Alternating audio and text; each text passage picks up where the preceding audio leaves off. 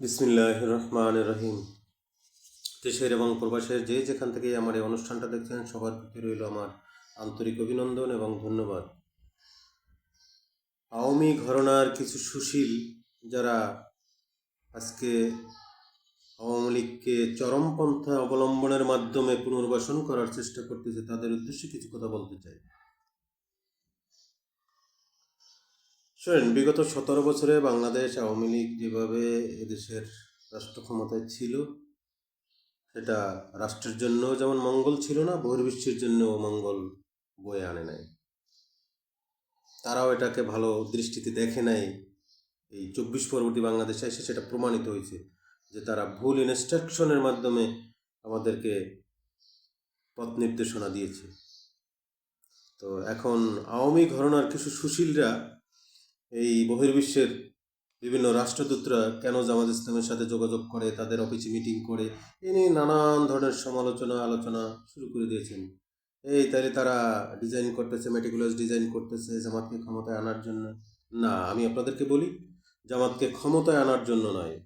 Powerful রাষ্ট্র যারা, তারা এদেশে অবশ্যই তাদের স্বার্থ দেখবেন। তাদের স্বার্থটা কি? মনে করেন চায়না বলেন, ভারত বলেন, আমেরিকা বলেন, তুরস্ক বলেন, রাশিয়া বলেন, ফ্রান্স বলেন, ইউরোপীয় ইউনিয়ন বলেন, সবাই তারা এখানে ব্যবসা করতে চায়। তাহলে ব্যবসা করতে হলে আমার বিশ্বস্ত সঙ্গী দরকার। বিশ্বস্ত সঙ্গী ছাড়া ব্যবসা হয় না।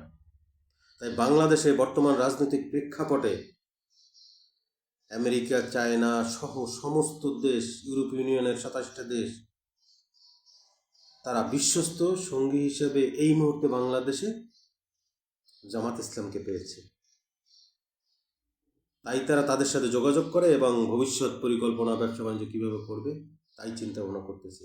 তাই আমি ওই আওয়ামী ঘরানার সুশীলদেরকে বলবো, আপনারা এই মিথ্যাচার এবং এই প্রোপাগান্ডা থেকে বিরত থাকুন। আওয়ামী লীগকে পুনর্বাসন করবেন, ঠিক আছে, আওয়ামী লীগ বড় একটা দল, তারা দেশের রাজনীতি ফিরে আসবে, কাম ব্যাক টু ওয়েলকাম। কিন্তু সেজন্য একটা সময় সাপেক্ষের ব্যাপার। এই দেশের রাজনীতিটাকে একটা স্থিতিশীল পরিবেশে ফিরিয়ে না আসলে তারাও এদেশের রাজনীতি করবে না, রাজনীতিটা ভিন্ন হাতে চলে যাবে। তাই আমি ওই সমস্ত সুশীলদেরকে বলবো, আগে বাংলাদেশের রাজনীতিটাকে স্থিতিশীল করার জন্য জামাত ইসলামকে একবার ক্ষমতায় দরকার। অতএব আপনারা মিথ্যা প্রোপাগান্ডা থেকে বিরত থাকুন। এই জঙ্গি উত্থান হইল, এইটা হইল, সেইটা হইল, এটা বহির্বিশ্ব, ইউরোপ ইউনিয়ন থেকে শুরু করে আমেরিকা, জার্মানি, ফ্রান্স, তারা এগুলো বিশ্বাস করে না। ভারতের চোখে এখন আর এই দেশের নীতি নির্ধারণ তারা করবে না। অতএব সহিষ্ণু রাজনীতি করার পথ অবলম্বন করুন।